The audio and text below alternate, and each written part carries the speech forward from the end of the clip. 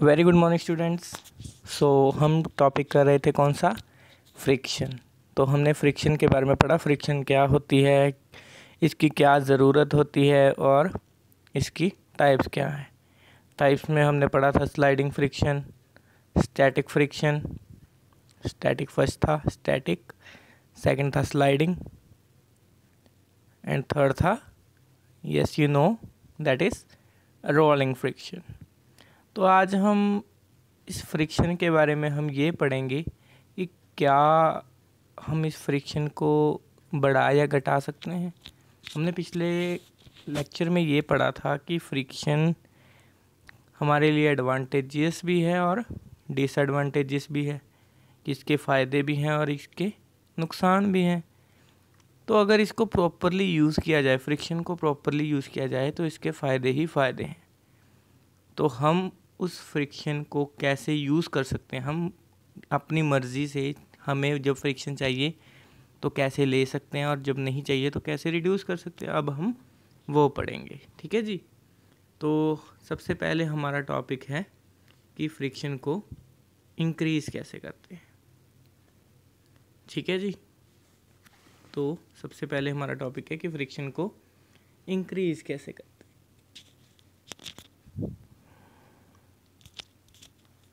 तो फ्रिक्शन को इंक्रीज़ करने के लिए हमारे पास फर्स्ट पार्ट जो है वो है बाय मेकिंग रफ सरफेस।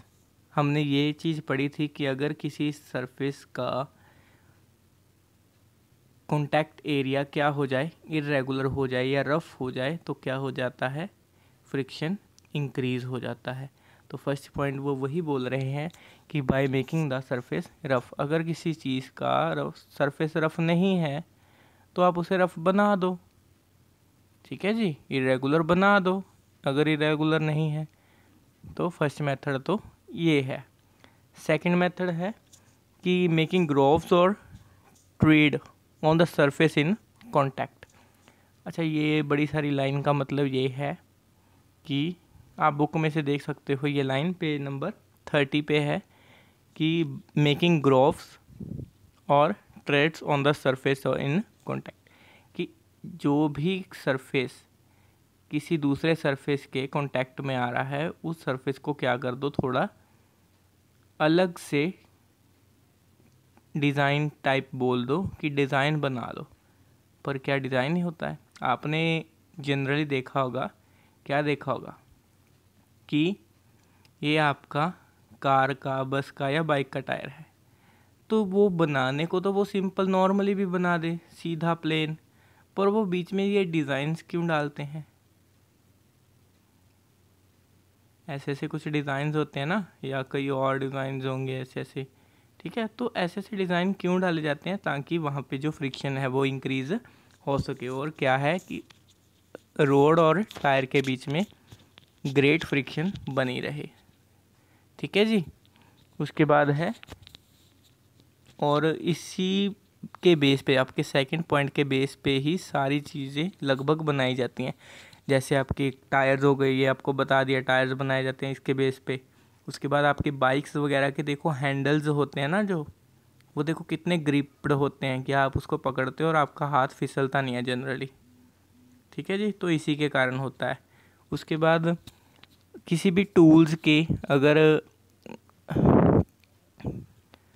जो हैंड पिकिंग के लिए होते हैं टूल्स, तो उनकी जो बैक होती है उसको क्या बनाया जाता है, ऐसे ही बनाया जाता है ट्रेड करके, इसको ट्रेड बोलते हैं। ओके, कि उस पर ट्रेड बनाए जाते हैं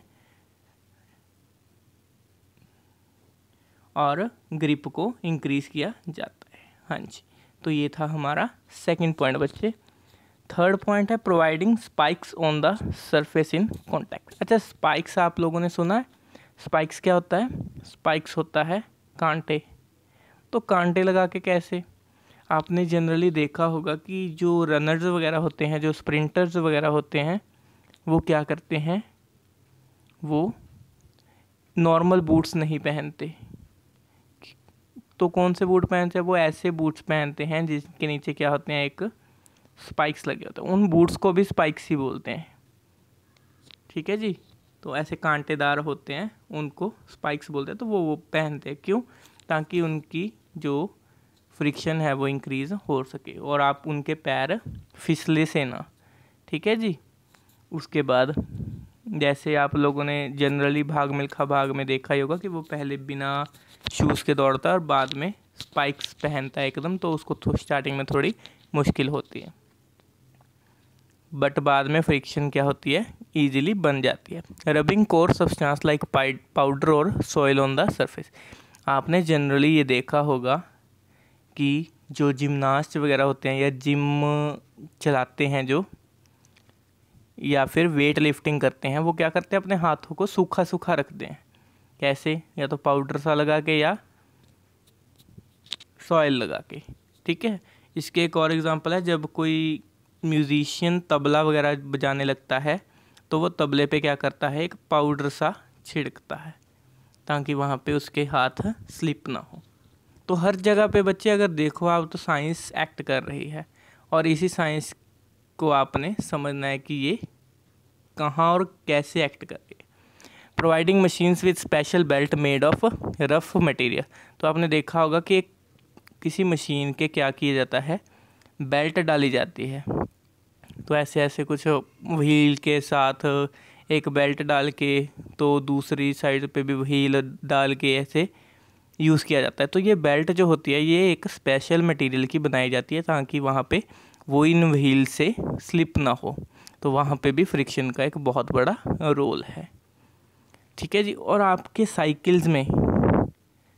साइकिल्स में जो ब्रेक्स होते हैं वो फ्रिक्शन के टॉपिक पे ही डिपेंड होते हैं। अगर वहाँ पे फ्रिक्शन एक्ट कर रही है तभी वहाँ पे ब्रेक लग रही है। ठीक है जी। उसके बाद है, हम फ्रिक्शन को रिड्यूस कैसे कर सकते हैं।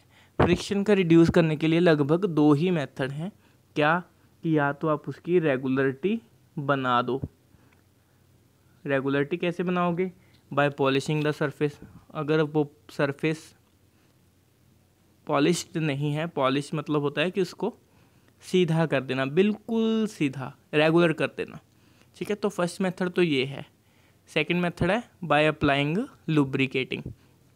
तो आपने देखा होगा कि कई बार क्या होती है, हमारे घरों में भी कुछ मशीन्स वगैरह चलना बंद कर देती हैं, या कह दो कि जाम हो जाती है एक तरह से। तो उनको मूव करने के लिए क्या करते हैं, हम थोड़ा ऑयल डालते हैं या लुब्रिकेटिंग ऑयल डालते हैं। क्यों? ताकि वहाँ पे जो रेगुलरिटीज़ हैं वो बन जाए एक तरह से। वहाँ से हम साफ़ करके उस मटेरियल को थोड़ा सा साफ़ करके वहाँ पे क्या करते हैं, ऑयल लगा के, और वो फिर से मूव करना स्टार्ट कर देती है। तो these are the 2 methods to reduce the friction. Thank you students.